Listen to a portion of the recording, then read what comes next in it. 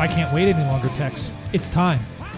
For the rhythm and the rhythm. Bring forth the rhythm and the rhyme. That's right. it. It's time to bring forth the rhythm and the rhyme. It's podcast time. Power Athlete Radio is the premier podcast in strength and conditioning. Ing. It is. And it's time to record another crew episode featuring myself. I'm Luke. And Tex here. And John. John Wellborn, friend of the podcast. Nice of you to join us. I'm always happy to be here. Longest dead horse joke on the podcast? Yeah. Is it? Because like and I think our caller's onto it. Yeah, and before Ing, like we were doing the Ing thing, were we doing friend of the podcast? I don't think featuring, so. I know it's always been featuring Power Athlete CEO because when we first started it, we were like, we'll get John on every couple 6 months. Yeah. You know? Twice so a year. he's been featuring since then, and then I don't think I ever updated the copy on that. So I think it's always been featuring. Well, when we do... I agreed to do this thing, to do it periodically, like every couple of months I would come on, and then you guys are like... That's what we're doing. Every week I get these reminders. I'm like, do I have to be at the podcast? And you're like, what? Of course. I'm like, oh. Well. Does a bear, what do they say, does a bear shit in the woods? Yeah. It does? I did not know that. Where else would it shit? Starbucks. All right, back on track. Do you what? You look like you have something to say. I'm doing my best to hold back. You look upset. You got to see this guy, people. Yeah, we're available on YouTube, Power Athlete Radio. If you search Power Athlete on YouTube, you'll find us. Yeah, you'll find it. You can't miss us. Yeah. Plus a lot of fun lectures. Whatever happened, John? Ooh. Sidebar. Whatever happened to powerathlete.com? Did that guy had that domain, didn't he? Well, he's still squatting. He's squatting on it now, and he's going to powerathlete.net. No. Powerathlete.net is a guy that has a gym somewhere in Ohio. Powerathlete.com. I tried to buy him. The guy wanted like high six figures for it, and he's been squatting on my domain. And the hilarious part is we have the trademark. Yeah. We've done all this stuff for it. So we are... But it's what costing him $12 a year to like... Yeah, and it's to the point where we probably just have to file a lawsuit. Yeah, well, or maybe there's a listener out there who knows how to find this person and has a very special set of skills and can go Liam Neeson on them. We have to have one listener who's like... But he can't do anything with it. Who, Liam Neeson? No, well, he can. But the guy squatting on powerathlete.com, right. He can't do anything. That's a very interesting... segue. Choice of words, John. Yeah, wow. Because we are talking squatting today. We have a listener who has called in to the Power Athlete Hotline. The hotline is open, ladies and gentlemen. It's hot. That's right. We are waiting for you to call. Leave us some love. Leave us some messages or questions. The number is 929-464-4640. Let's see what this caller has to say. I don't know how that's going to be. You guys ready? Yeah, let's do it. Hi, John. This is Tex. Long time. Who are you talking to? John. I had to call John. Tex. Longtime friend of the podcast. Recently, you and I were tagged in an Instagram post about sprinters not squatting toes forward. Then you and I jumped into the argument. I posed a question to the author here. I was blocked. Power Athlete was blocked. And then he retracted his statement to you. So I'm just wondering, can we get to the bottom of squatting toes forward for sprinters and try to defunct his argument that squatting is a bilateral exercise?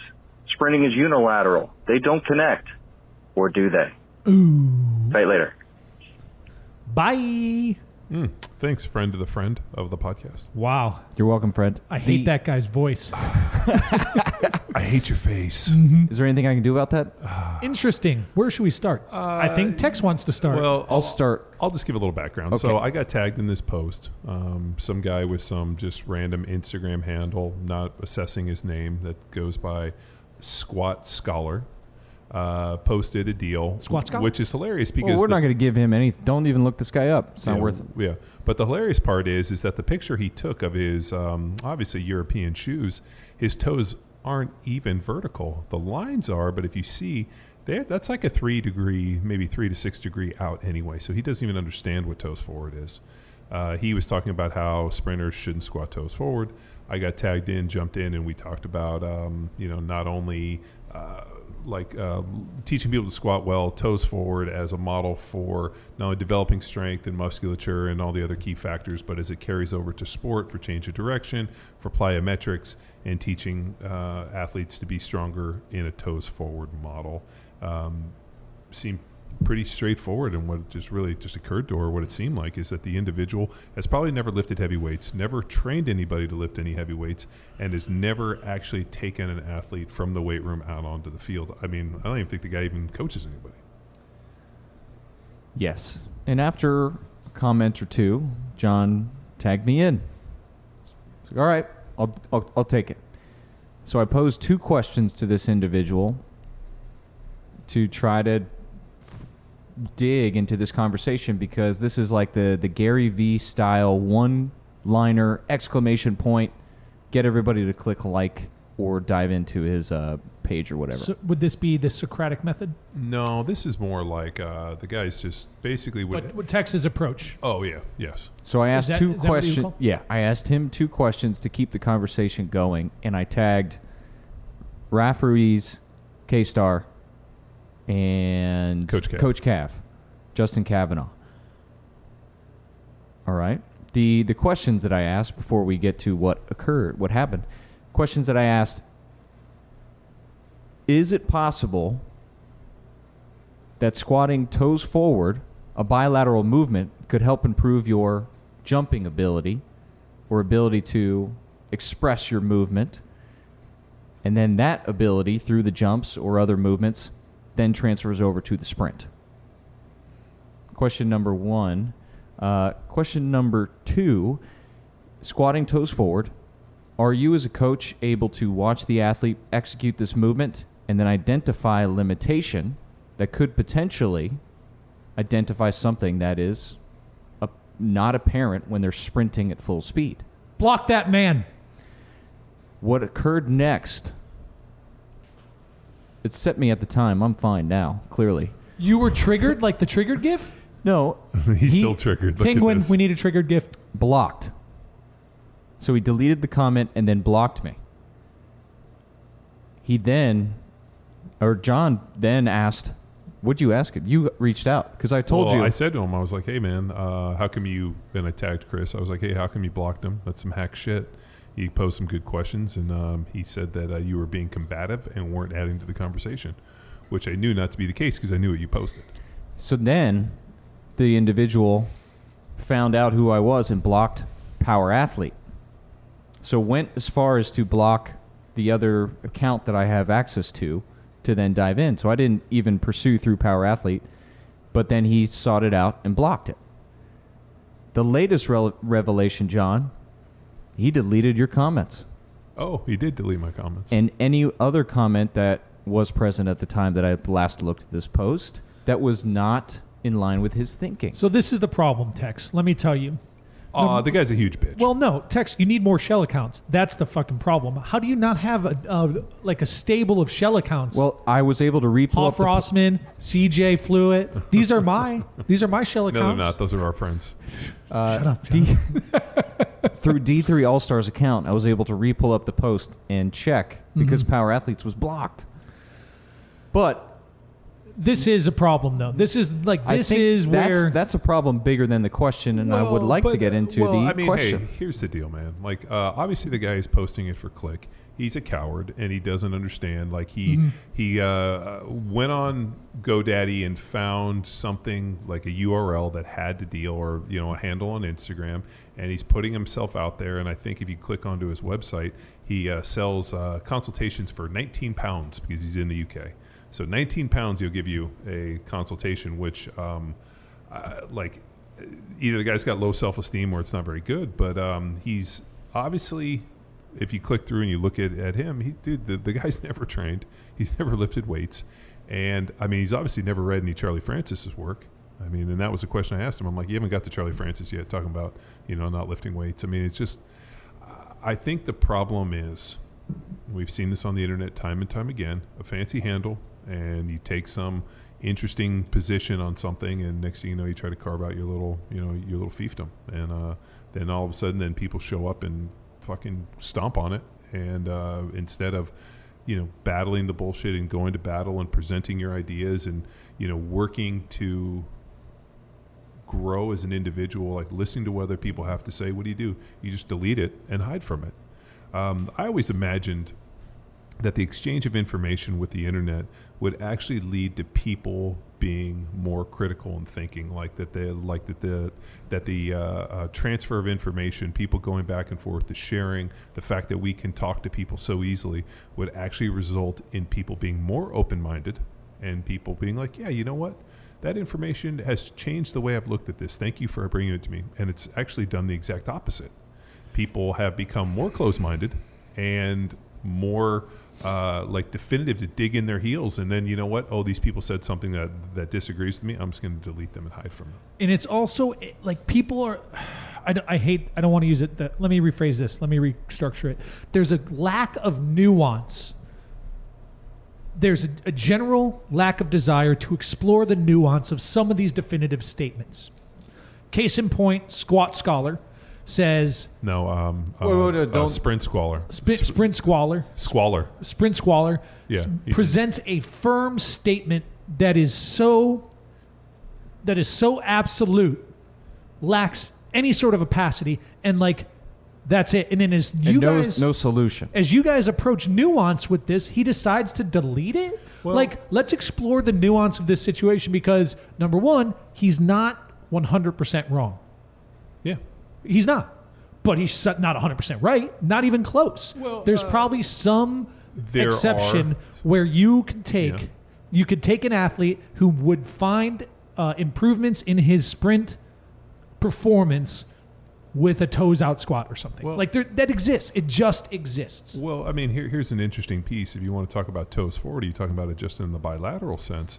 If you look at, Cal Dietz and I had an amazing, really good argument that changed maybe the way I think, and maybe influenced him a little bit when he started talking about, why are you still teaching people to bilateral squat? Yeah. And he's like, why don't you just go to the single leg Hatfield squats, split squats that we're using? And I was like, well, everybody needs a foundation. And I went back to this thing, and I'm like, you're teaching a more advanced movement. We have to teach a foundation. He's like, well, he's like, fuck all that. He's like, to sprint and to run, you're always on one leg, so why are you teaching this? And I'm like, because there has to be a foundation. There has to be that initial piece in the keystone. And we had a really good discussion about it, and he's like, okay. But the interesting thing is, if you look at the way he's teaching his single leg active foot, it's a toes forward model. All that Correct. toes. Yeah. I mean, there is no deviation. And we even talked about, the foot position being a force bleed effect and the arch and all the other key factors. And then when we left the conversation, he was like, I totally understand why you guys squat toes forward. And that is probably the best solution I've heard and the best reason application I've seen for bilateral squatting, or the best argument for it as a precursor, as a foundational movement before moving on to more advanced movements. Foundational is a key word. I would like to explore the toes forward squat with this conversation versus, do you have any more rants on definitive statements? No, because it's like we're about to enter into the nuance to build context to justify the position. That's part of the thinking in bet steel. Like, we don't speak in absolutes. Sure. That piece. Is that an absolute? I'm just kidding. No, it's technically. Dude, people, man, I was thinking about, even in relationships with your marriage and whatnot, people create these absolute, I would never do this. That's a terrible idea. That's, and they create these definitive, hard lines in the sand, that the problem is that if you cross it, then you look bad, but then, it's just don't make definitive statements. Say, hey, and I even said there, hey, every person I've ever met can squat toes forward. Now, the depth at which they can squat toes forward becomes a limiting factor. And I'll go back to us teaching a seminar in Chicago many, many moons ago, where, remember, the guy came to the seminar specifically because he had hip pain squatting. So he comes over to me, he's like, hey, I'm here. I got this terrible hip pain from squatting. Can you help me? Great. Let's see it. Let's go over and squat. So all of a sudden he goes to get under the bar, steps back, and as he goes to descend, all of a sudden I see his right leg coming up on his toe as he's going down. And as he's fighting down, all of a sudden he's practically on his big toe, his other foot's flat. And I was like, whoa, what are you doing? He puts the bar away, pulls up his pant leg, and he has a fake leg. He got his leg blown off in the Middle East.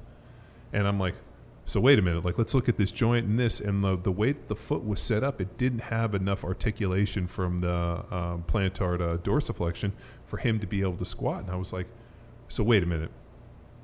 You're thinking that the reason that you can't squat is because of your hip. I'm like, you're missing the whole bottom portion of your leg.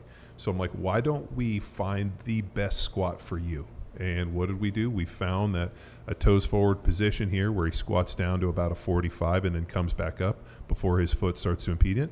All of a sudden, no more hip pain. And he's like, but at my CrossFit gym, they tell me to squat to parallel, at which point I took a card out of my pocket. I wrote my name and my number, and I handed him the card. And I was like, next time you go there and they tell you that, hand them this card and have them call me, and I will fucking eviscerate them on the phone. This is your new movement. This is how you're going to do it. Tell those people to go fuck themselves. Here's my number.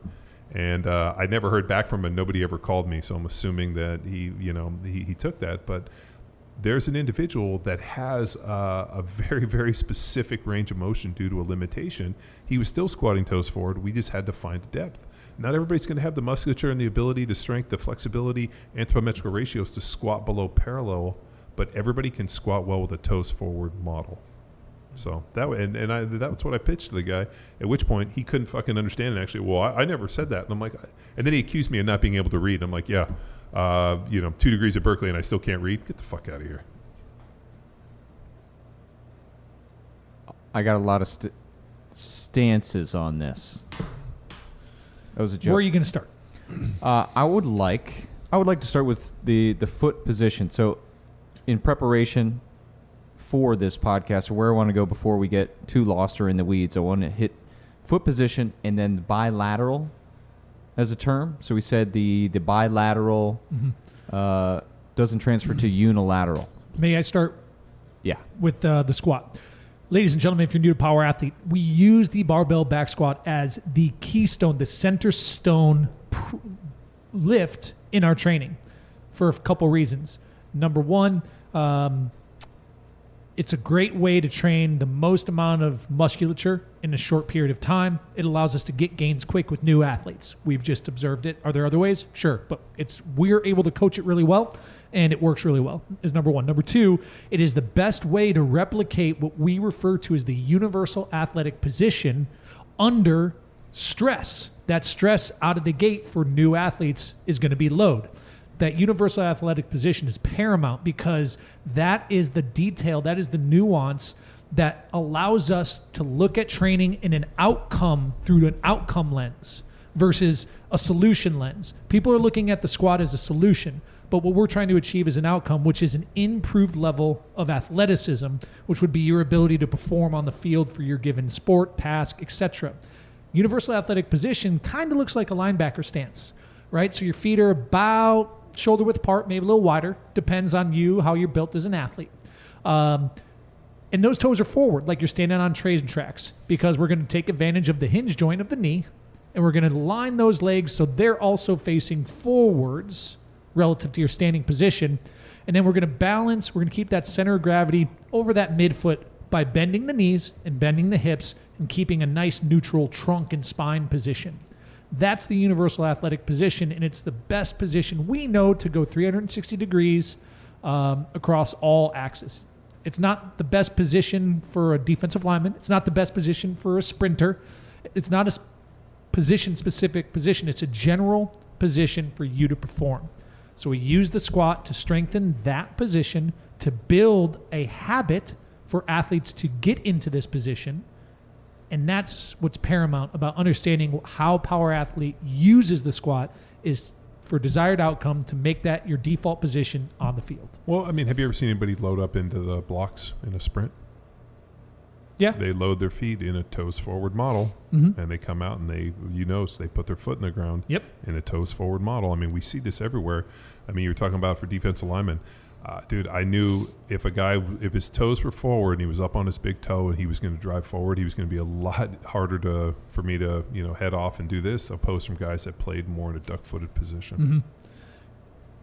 That's what's important about understanding is there's a very specific application to the way we squat within the whole framework of the program, which also includes hundreds of other movements applied at different times in different sequences in different intensities and volumes. Like, you can't just look at the squat, you know what I mean? It's part of a whole series of movement that we apply to athletes to improve their athleticism. So that's the context we're talking about. Now let's get into the nuts and bolts text. Okay, starting with the foot position, and we're training that foot, and we got to lead off with the toe, because that'll allow us to not only look at the squat as an opportunity to develop structure and musculature for an athlete, but also the coordination and then the patterning that would carry over to them pushing out of the blocks, as well as ability to improve their jumping, as well as their ability to change direction and reduce force and do the awesome things that athletes do. So starting with that toes forward position and aligning that, it allows us to bias pressing down within the big toe, which then allows the posterior chain to fire in order properly. And this is a big Cal Dietz thing where he harps on the importance of the order of the posterior chain to fire glutes, hamstring, and then opposite QL. Mm-hmm. When we rotate our toes out for a squat that's taught in other places, then we change the order in which this is firing, and it becomes a more anterior biased movement. And our primary movers, our go muscles on our backside, are not as called upon as primary movers versus the anterior, the front side. So from a squat to squat, looking at that adjustment toes forward, it puts more bias on the posterior chain. So this goes against the toes out squatting to talk toes forward squatting, and still connecting to posterior chain toes forward sprinting athletes, because it teaches a pattern of glute, hamstring, opposite QL to fire in that order. So that is one component, patterning through a toes forward squat, that would carry over to a unilateral sprint movement. Mark it. Number two, still in line with CNS, and this goes to one of my favorite Charlie Francis quotes, where he still has his top-tier athletes and even his beginner athletes bench press. Yeah. And I know John's passionate about this one, where why Charlie Francis had his athletes perform 1, 2, and 3 rep max bench press, because he was using the bench press to train their central nervous system and the efficiency and the coordination. And then that CNS ability, firing rate, would carry over to other movements. So if we're looking at the squat and the opportunity, the safest way in the power athlete methodology, Luke said the cornerstone movement of the methodology that we know to carry over to structural adaptation, we can also argue central nervous system. It's the most weight that we can safely put on our athlete's back. Most weight means we have the greatest opportunity for us to recruit musculature and dial in the central nervous system for our 1s, our 3s, and for our bedrock athletes, our amateurs or novices, our high school athletes, 5s, to then train the central nervous system that is not the pounding of the pavement and not the specific sport of sprinting. So that's number two, still in line with the central nervous system. So 1, patterning; 2, the overarching explosivity of an athlete's central nervous system and the inter and intra-muscular coordination.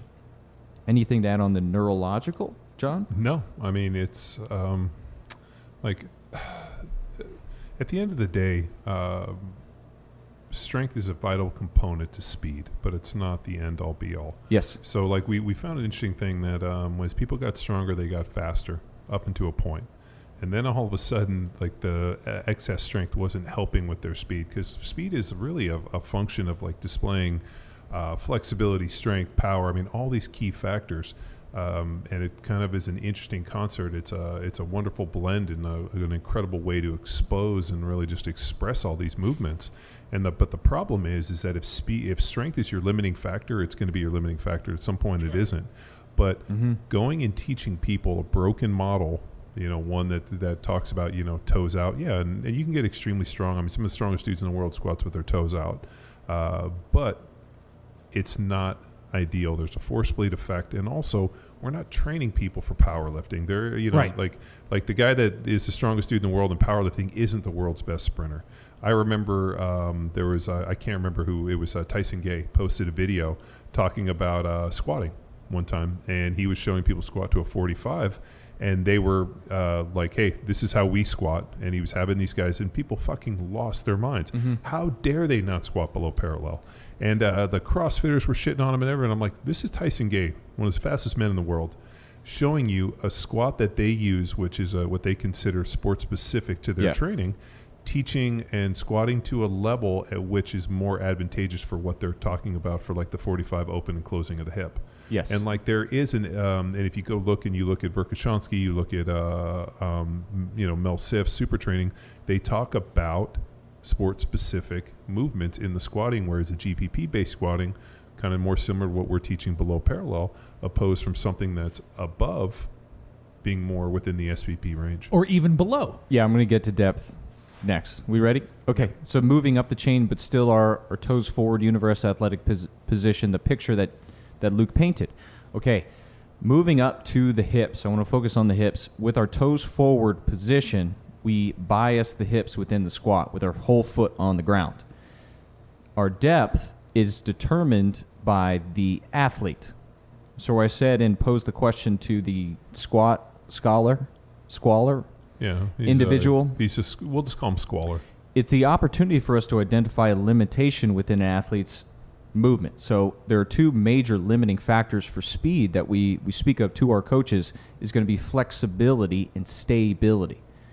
Our squat, our toes forward squat, allows us to identify limiting factors of flexibility and stability within a foundational bilateral movement. Yes, bilateral, but we can still identify these things, and the movement is also the movement solution for said limiting factor for speed. Depth, our goal, our objective when squatting toes forward is to squat and get a full length of our hamstring, to call upon the stretch shortening reflex to get more power out of our hole and accomplish the goal of compensatory acceleration and really pop and get that click, that whip of the barbell that we hear the weights clang at the top at the full hip extension. So a limitation prevents an athlete from getting and accomplishing said depth to get through to stretch shortening cycle. We don't want to work around that hip limitation, future hamstring, ankle, foot issue by adjusting the foot position out, because we mentioned earlier, change the firing pattern so we can get to a standard depth that counts at a competition. And Luke mentioned earlier and provided the great context that we're using said squat for sport, not the sport of squatting. The movement at overload, also working into Cal Dietz's approach, we're overloading the structural limitation or the neurological limitation in hopes to then drive the adaptation and correction through movement and overload.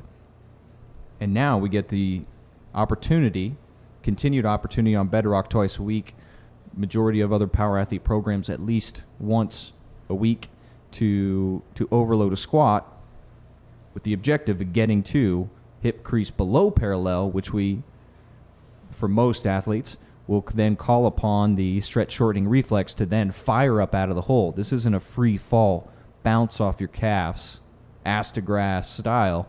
It's an active load of the hamstring versus a passive load to parallel or below. So we want to fire that stretch shortening reflex because in our sprinting technique, and I love. Remember that time we were in Spain watching the Euro games? I forget. Oh no, it was it was the European Championship. Yes, European Championship before the Olympics in 2016. Which is crazy because they don't even put that stuff here in the United States. Right. We actually, it was on like in every bar. We just sat down. Remember, we were supposed to go out to dinner. We just sat and drank beers and watched it. Well, in Spain, dinner doesn't begin until 10 o'clock. Families go to dinner at 9. Yeah.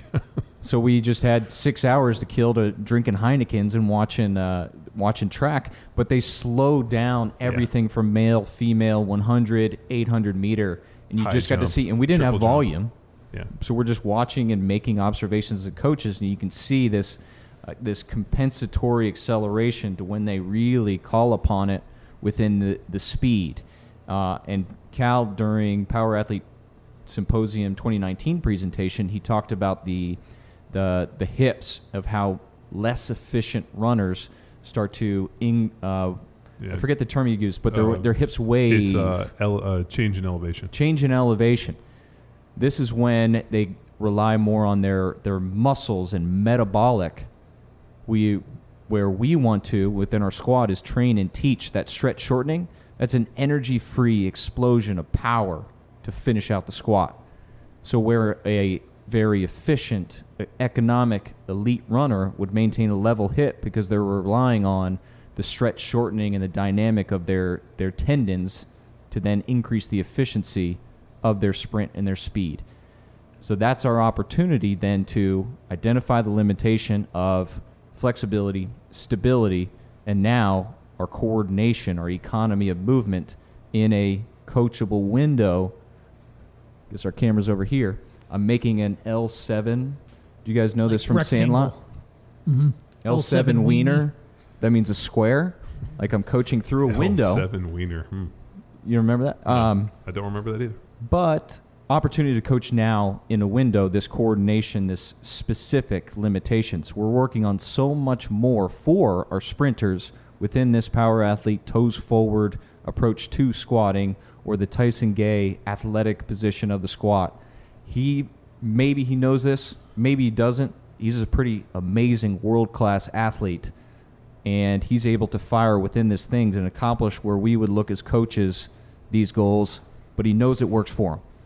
So that is another component. So where we had CNS, neurological, now we have depth and structure, which is more structural within that, but still calling upon the coordination and the economy of movement through a bilateral movement, which we can put into the best position to transfer over, which is when I want to get to my next point. Get it? I kind of need a breather. John, you any observations? How have you faced a battle? Yeah. I got a presentation tomorrow. I'm going to save my wind. Have you ever battled this within the elite levels? Or is it more the argument? I always thought it was funny. The whole toes forward thing really came to light at the very first CrossFit football seminar.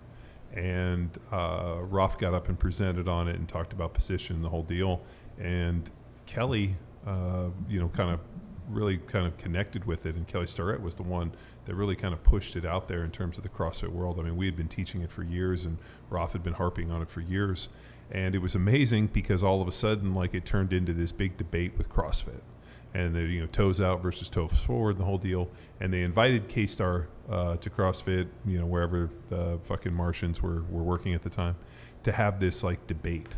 And the hilarious part is they didn't invite me, though they didn't invite Rolf. They just invited Kelly.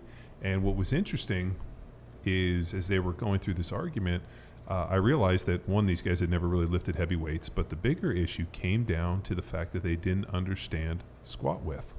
So they were talking about toes forward in a narrow stance and then driving the knees outside the toe box, outside of the foot.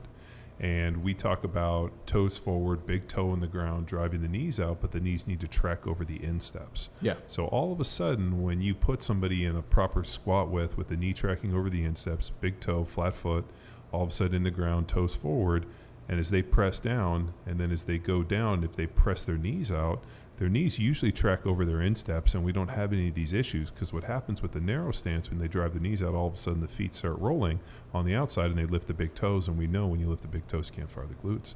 So as I was watching this abysmal argument between Kelly, Russell Berger, and the powers that be, I realized it's like 40-year-old virgin talking about 2 bags of sand. Right. And the goal has to be, let's look at the desired outcome for CrossFit, to get as many squats as you can to as many people as you can in the shortest period of time, so that you don't have to be a talented coach and you could just let 40 people under your supervision as some dipshit weekend coach not get hurt under body weight squats. Like, yeah, of course, do whatever the hell you want. Yeah. You know what I Well, mean? Like, well, and I'm not saying we've that about always all said- CrossFit coaches, people. We've always said you can get extremely fit Yeah. squatting with your toes out because fitness don't care. Yeah. Can you what does a squat look like? And they put a medicine ball there, bounce off it, turn your toes out. Yeah. As long as you're able to get more today than you More are power based to you. upon the model, which is increased work capacity, broad time, modal domains, it makes total sense. Sure. But then if you transition over into something that looks like barbell back squatting for performance, for on the field, trying to make people stronger, whether it be football players, sprinters, lacrosse, whatever Prepare it looks them like. to dampen and redirect forces in all planes of motion. Then you're really doing those people a huge disservice Service. by having them do these curtsy squats with knees outside the toe box, and people are going to get hurt. And we saw people legitimately get hurt going Yeah. half speed at the seminar. We saw people who were in the best, like amazing shape. I They mean, couldn't do fuck all. yeah, they could not dampen and redirect force. And then we changed their foot position, John, and guess what happened? They could dampen and Yeah. they could absorb and they could reduce reduce force Yeah. and they could apply it. It's just it's a simple mechanics thing, and I'm not going to get into the physics, but it comes down to just this. It's hard to argue against it after you've seen it. And the problem with our buddy The Swaller. Swaller. He did not spend a decade of his life traveling Yeah. the world teaching thousands of people how to lift weights in performance models. Yeah, not many do. No, and that's and I whether it's conceit or ego or whatever the factor, just of the simple fact that we had the opportunity to travel the world and train tens of thousands of athletes and put them through these models based off of training programs. And remember the first question: how many people have done our program? Great. How many people have done other programs? Great. We would mark those people and we'd watch them. Yep. The people that had done our stuff could reap the Yeah. benefits of our seminar. The people that couldn't do anything. And it's probably a bit like, listen, we're not talking, I don't want to swath with a bold statement of absolute, but we've got to work with a lot of people who squatted toes out. Like that, think about that data point. All the people that we got to work with, of 80%, let's say, were toes out squatter who didn't follow the programming or weren't second time attendee seminar attendees, they would just crumble. And that's why people found it so intriguing and enlightening. Is like, I've trained so hard doing these 7 foundational movements that are core to extremity and are supposedly magical when combined at maximum relative intensity for time to get my name on a whiteboard. I've trained so hard. I've dedicated years. I'm in the best shape of my life. And then these guys, all they want me to do is lay on my back with my legs straight or lay on my side with my legs straight. I have no lateral stability. I have no trunk strength. I have nothing. And I stretch all the time. I'm not even flexible. I'm a level 99 supple leopard. We had a can CrossFit. fillet myself. We had a CrossFit Games winner leave in the middle of dead bugs, Can't and we never do saw it. him again. Now, I don't want to diminish the level of fitness these people have achieved. It's commendable. It really is. But we're talking about a totally different arena. We're talking about preparing people to move, to play sport, a real sport where there's winners, like high school football. There are winners I stand by it. in high school football, state champions, and then there are losers in high There school are football. Katie Taylor High School. Okay, final piece that I have for... Did you recover enough? Did I recover enough in high school? No. No. I mean, like, You're we had out of breath Yeah, here. you're out of breath. I mean, you got all riled up. I didn't know if you had to towel yourself off and Get get your ready. wiggles out. Let's go. I'm ready. Bilateral. Bilateral. The one, this is the 1-to-1, and one of my, I would call it a mission to help coaches increase their perspective to not make this 1-to-1 movement transfer fallacy. This is where the origin of the teach movement, not movements. 1-to-1 movement fallacy. Right. All right, so bilateral, and I'm going to work it into our squat, and the context is still for a sprinter. But Okay. these components will certainly carry over to any athlete that needs to change direction. All right, bilateral movement. We talked about the toes forward with a flat hip and how it biases, or our target is the hip. All right, then what we can do now is manipulate and change the foot position, where we had toes out, anterior, toes forward, posterior, and find out limitation and bias the hip. Now, once we have our athletes go into a bilateral active foot position, so they rise up into a heels off the ground. So not full-on plantar flexion, but still an active foot position. This is an opportunity for us to bias the limitation. Remember, we don't want to work around limitations. We want to target them and use the barbell, the overload, to now fix structural or neurological issues. So with an active foot position, we're targeting any toe issues and also the foot structure in there. So loading up, and Luke and I have experienced this where we're able to do more weight than our flat foot squat. We're able to do more weight. But we've seen athletes that then have limitations, weak feet, or issues going on with their toes that they can't quite figure out, that cannot keep this balance within this active foot position. So as soon as they go down, their body stops them. It's like a door stop, and their heels drop, or they get that fear, that balance falling forward, and they can't do it. So something is going on within that. Well, we would find a weight that they're able to do, or it could be even a trap bar within this so they can perform this movement safely without any issues. But again, rising up onto that foot, and this, John, the athletes that are very quad dominant, that are unable to recruit, now we can specifically target that because we're almost forcing them to press that big toe down. So any quad dominant female athlete or CrossFit athlete within that, we're forcing them to do this. We used to do this with the old warm-up leg cradle. As soon as people in the seminar used to pick one leg up and give it a hug, we can identify immediately the quad dominant athletes that are unable to fire their glutes without putting them in a weighted, loaded, or stressful position. This movement, once we do our leg cradle assessment, targets that limitation and almost forces them in a position to press that big toe down if a flat foot they couldn't comprehend or neurologically execute the movement. By changing the position, we are targeting and biasing a limitation within the toe or the foot. Then we can get into one of my new favorite movements, the heel elevated squat. This is now a neutral flat foot position, but we take away a support of the heel. So imagine we have a plate, a flat Olympic plate, or a stack of mats, 1 to 2 inches off the ground. Stack of like boards or wood or something where your base of support, your foot is still level and parallel to the ground, but the base of support is restricted to the front of your foot. Yes. And nothing changes about the execution of your squat. What you'll find, though, is a limitation or jam up within your ankle complex. So this could be dorsiflexion, or it could be a door stop that you have in your ankle from previous injury, or just going back to our limitations of speed, some stability. You don't have the strength to control without the free fall and bounce off your calves, right? Or the flex. So we talked about flexibility, stability, and the neurological protection. Your body doesn't know where to go. It's technically the same squat as you're doing, but now you don't have the sensation of your heel down there.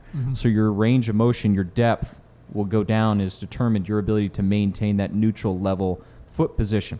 So we're biasing the ankle limitation, and we love to target the toe, foot, and the ankle because we know when we talk about sprinting and our ability to drive force into the ground when we're at that full speed, or even acceleration. We teach acceleration not within the blocks because our athletes won't have it in the field or the court, but the force bleed within that, which then force bleed changes our stride length. And if we're talking about speed, John, what was the stat that we dropped at the seminar for 40 in stride length? 1 inch. Yeah, 1 Over inch. 40 yards is 2/10. So my stride length is diminished if there's a force bleed at my ankle. No matter how powerful my ass is driving that foot into the ground, if the transfer doesn't go from my trunk and my ass into the ground, I can't use it in my sprint. And that's where we go back to Cal's level of hips, economic of movement there.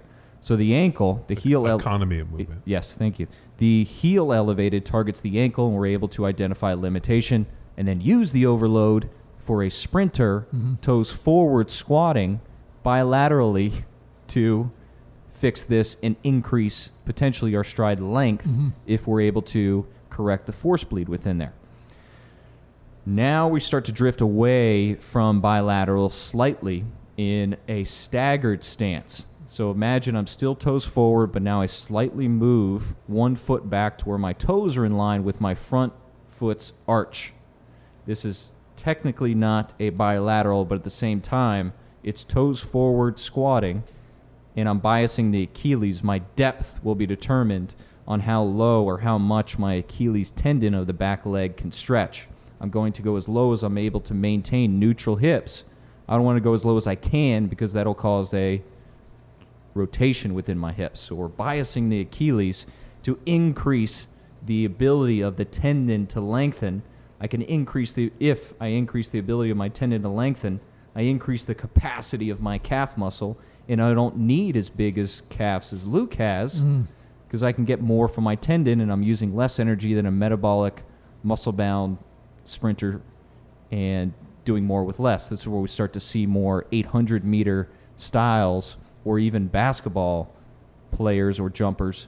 Man, they use a lot of their Achilles versus our 100-meter or even our running backs, those stockier, more calfy guys. Now, so that I've never heard somebody referred to as a calfy guy. I get it a lot. You just hang out with me. Yeah. And then finally, this is now full on. We would still categorize it as a squat, but technically not a bilateral. This is to the split squat that John mentioned earlier, where we're on our active foot. With the front foot. With the front foot. Our back foot is in a long... Lunge-like. Lunge-like, still active position. But I'm biasing now the structure of the knee. And I'm aiming to send that knee far out in front of those toes while still maintaining a good straight line. Relatively far out for my flexibility, stability, mobility will allow. And at the same time, overloading as much as I can to increase the structural integrity of all the muscular tendon, official term, that's going on in our knee, which then... If we watch we again go to slowing down those high-speed sprinters, there is knee far out over those toes and a knee calling upon the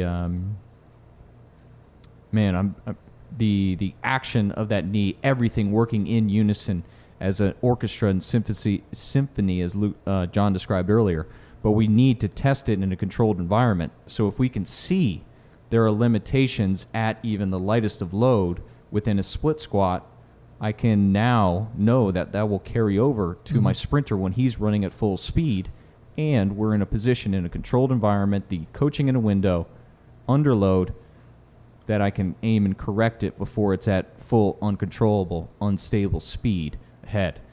But watch how we progressed from our full-on bilateral toes forward flat foot squat, working gradually towards a more sport-specific split squat that Cal uses so much, and bridging the gap between what Power Athlete Begins, our fundamental foundational cornerstone movement of the program, working towards a more sport-specific dynamic thing, but it's targeting different pieces of the leg that certainly carry over to a sprinter, but we would argue more importantly increases an athlete's economy of movement, i.e. athleticism. Structurally and neurologically. I think you killed it. I mean, you literally pulled it out and shot it in the face. Boom. Good job, dude.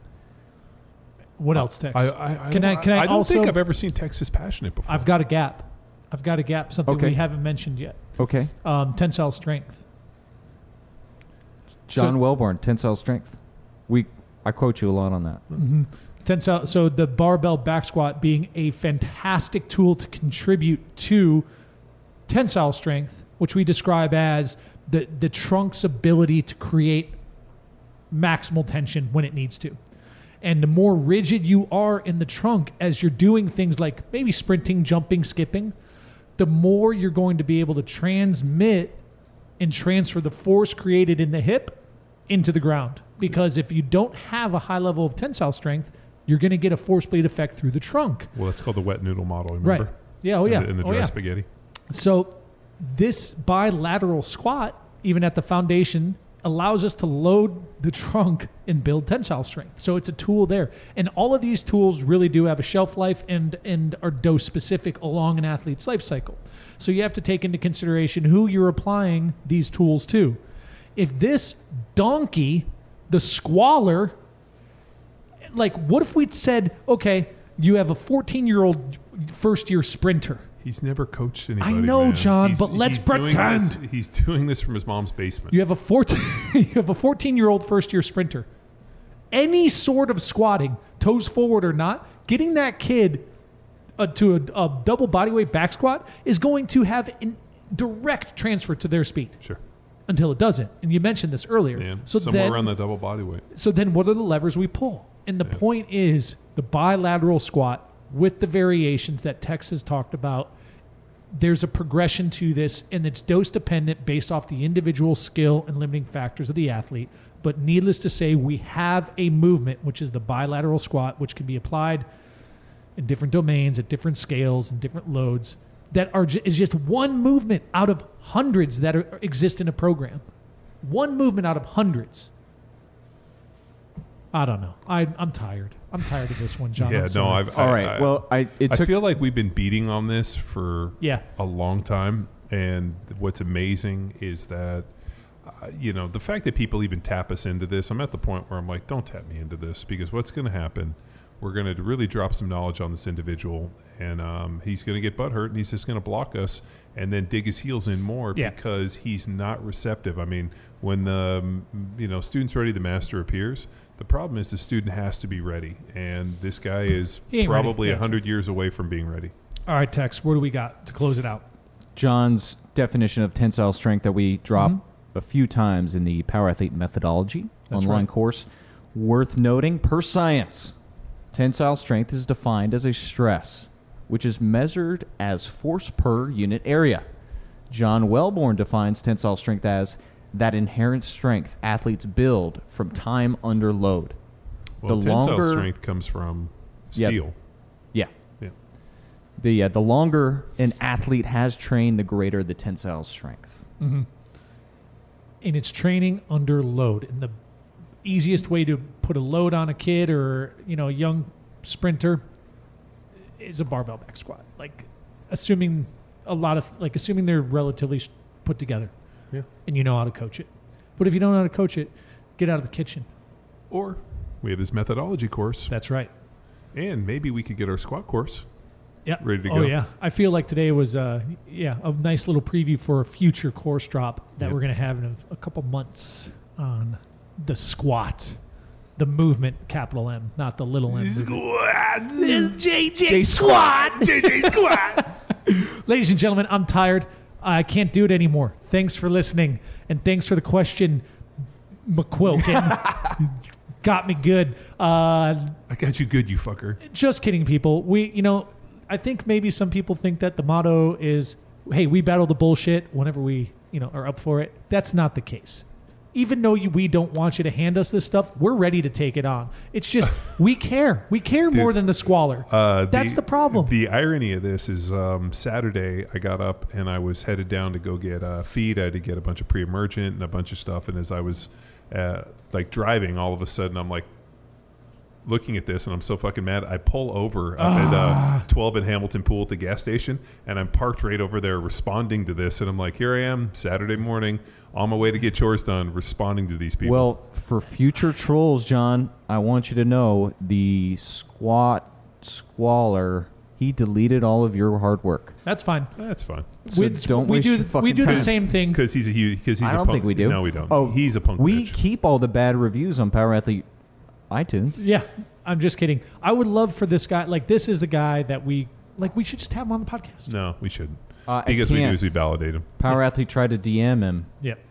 Anywho, thank you, ladies and gentlemen, for listening to that. Hopefully that was helpful. And If you want to learn more, if you like the cut of the jib, the cut of today's show's jib, cut of the jib, is that what they say? I don't even know I like what the you're cut of your talking jib. Can you Google that? If you like the cut of today's show's jib, then you should head to academy.powerathletehq.com. You're about to find out. Oh, I'm interested. Head to This is real. academy.powerathletehq.com, and that's where you can find the methodology course. You can find a free warm-up course. You can get a free peek at the Power Athlete methodology course. Head there so you can battle the BS with well thought out, very nuanced, and very rational information regarding strength training. Speaking of very rational, Luke pulled out the 17th century term, jib, one's general appearance or personality. As in, I don't like the cut of Luke's jib. In the 17th century, the shape of a jib sail often identified a vessel's nationality, and hence whether it was hostile or friendly. So you wouldn't like the cut of that jib if it would look like a pirate coming at you. A jib is, so it was a sail on a sailboat, and you could tell how it was shaped, whether or not. Interesting. You liked them or not. So they like the cut of the show's jib. Yeah. Yeah, so I'm, as you know, you guys could be right too if you just agree with me. Ladies and gentlemen, 929-464-4640. That's the number to the hotline, 929-464-4640. That's ing 0. Call us, leave us a message. Until next time, bye. Now it's time for you to empower your performance. Head to powerathletehq.com/training to choose from a number of programs to meet your specific performance goals. And if you like to break a mental sweat too, visit academy.powerathletehq.com and become a real stakeholder in you or your athlete's success. Until next time, bye!